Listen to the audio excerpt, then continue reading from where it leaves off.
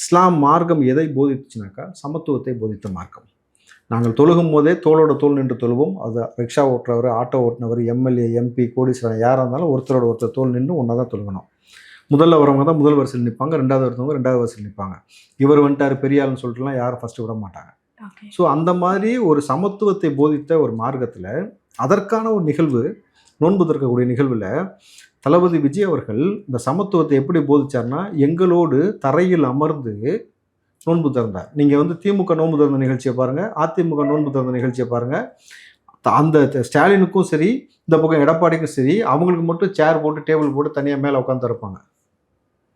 நீங்கள் கவனிச்சிருக்கீங்களா? ஸோ எதை எந்த நோக்கத்தில் நம்ம செய்கிறோன்ற ஒரு விஷயம் இருக்குல்ல.